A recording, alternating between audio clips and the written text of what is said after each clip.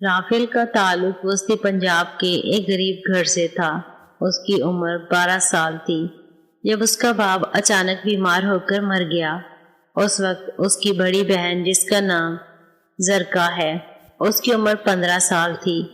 وہ دونوں بہن بھائی اپنی ماں جس کا نام نورین تھا، وہ اس وقت تقریباً 35 سال کی جوان عورت تھی، گندمی رنگت کی، تیکھے نین نقش والی اور لچکدار جسم کی مالک۔ اس کے ساتھ اپنے علاقے کے زمیندار چودھری عرفان کے رعایا کے طور پر ایک چھوٹے سے کچے 2 کمروں کے مکان میں رہتے تھے۔ نورین چودھری کے گھر کام کاج کرتی ہے اور اس کا شوہر بھی چودھری کا ملازم تھا۔ اس کے فوت ہونے پر چودھری نے ان کی کافی مدد کی، سارے اخراجات خود کیے۔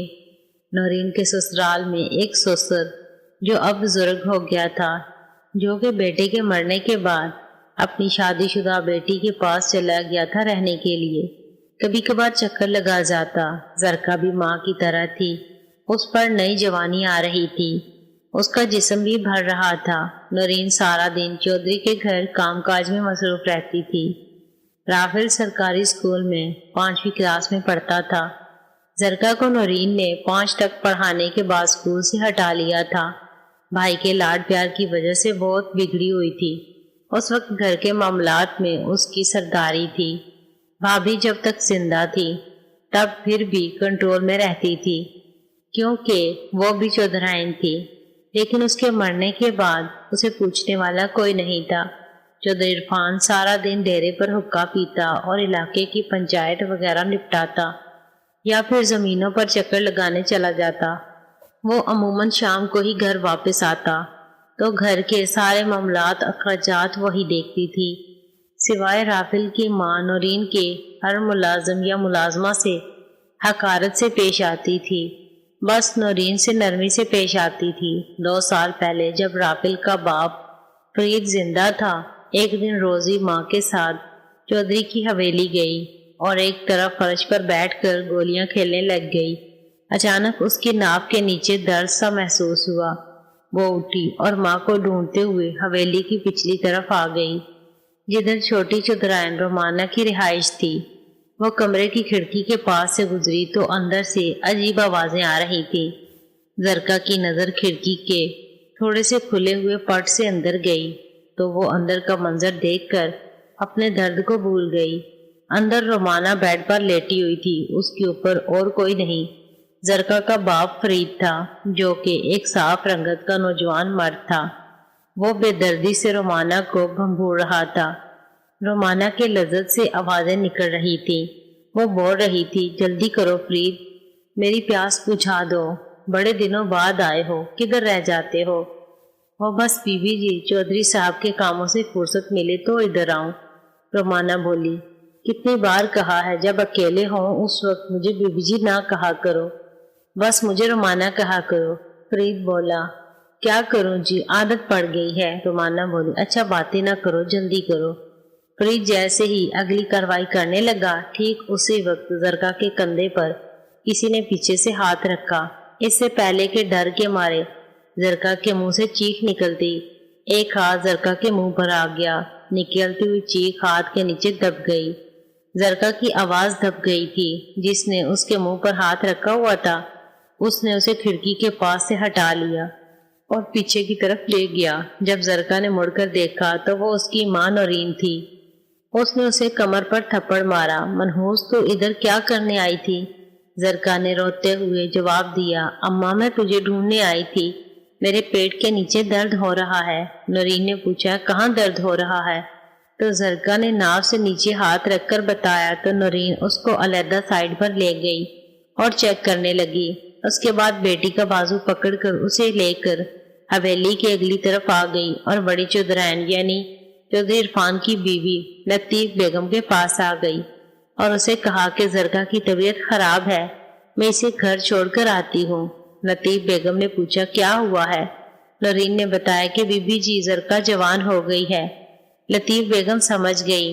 اس نے کہا، ٹھیک ہے، جاؤ گھر چھوڑو۔ نورین زرکا کو لے کر اپنے گھر آ گئی اور اپنے کچے کمرے میں آ گئی۔ اس نے دروازہ بند کر دیا۔ گورے رنگت کی لڑکی تھی اور مزاج کی گرم تھی۔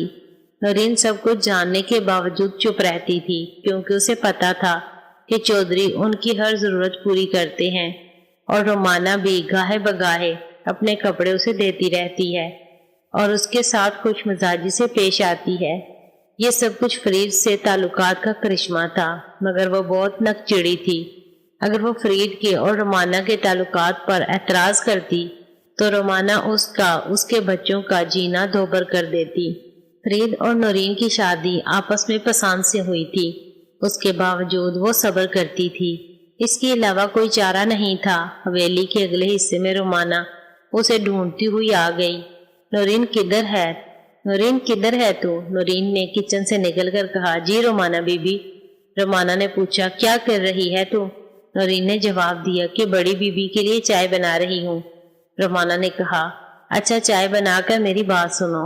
نورین چائے بنا کر دے کر رومانہ کے کمرے میں آ گئی۔ رومانہ بیڈ پر لیٹی ہوئی تھی۔ نورین کو اس نے موڑے پر بیٹھنے کا اشارہ کیا اور خود اٹھ کر الماری کھولی۔ اس میں سے ایک شاپر نکال کر نورین کو دے دیا۔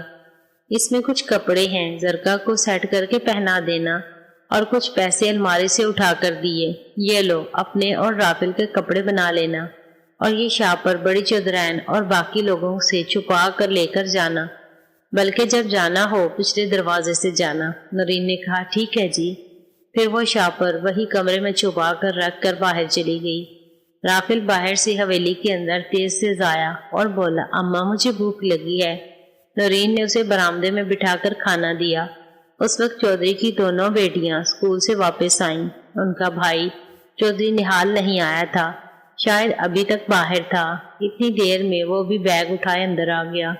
رافل اس وقت تقریباً 10 سال کا تھا، مگر گاؤں کی آب و ہوا اور خوراک کی وجہ سے اپنی عمر سے تقریباً 2 سال زیادہ لگتا تھا۔ ارم چودھری کی عمر اس وقت 18 سال تھی۔ وہ بلا کی خوبصورت اور جوانی جیسے اس پر ٹوٹ کر برسی تھی۔ دراز قد لڑکی تھی، سینہ اس کا ایک بھرپور جوان لڑکی کی ٹھان میں تھا۔ سفید یونیفارم میں وہ پری لگتی تھی۔ چھوٹی رخشندہ چودھری شکل و صورت میں اپنی پھوپھی کی طرح تھی، مگر قد اس کا اپنی بہن کی طرح تھا۔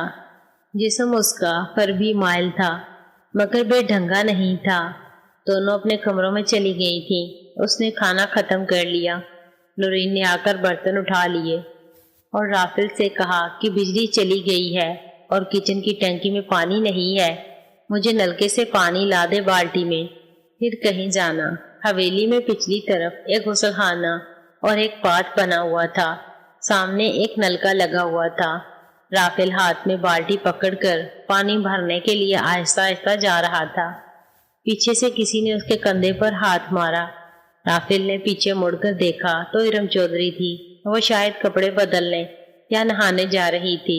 ارم نے پوچھا، کیسے ہو رافل؟ رافل، ٹھیک ہوں بی بی جی۔ ارم نے پوچھا، کیا کرنے آئے ہو؟ رافل نے بتایا، پانی بھرنے جا رہا ہوں۔ ارم نے اچھا کہا اور واش روم چلی گئی۔ غسل خانہ اور ٹوائلٹ دونوں اونچے بنے ہوئے تھے، 2 سٹیپ سیڑھیوں کے بنے ہوئے تھے۔ تیسرے سٹیپ پر غسل خانے کا فرش آ جاتا تھا۔ نلکا پہلے کا پرانا لگا ہوا تھا جو غسل خانے سے نیچے ہو گیا تھا۔ غسل خانے اور ٹوائلٹ کا دروازہ نیچے سے 6 انچ اونچا تھا۔ رافل تانک جھانک کرنے لگا۔ رافل ڈر گیا۔ اس نے جلدی سے بالٹی اٹھائی۔ رافل جلدی سے بالٹی اٹھا کر واپس آ گیا۔ وہ پسینے سے شرابور تھا، سوچ رہا تھا کہ لگتا ہے ارم چودھری نے اسے تانک جھانک کرتے ہوئے دیکھ لیا ہے۔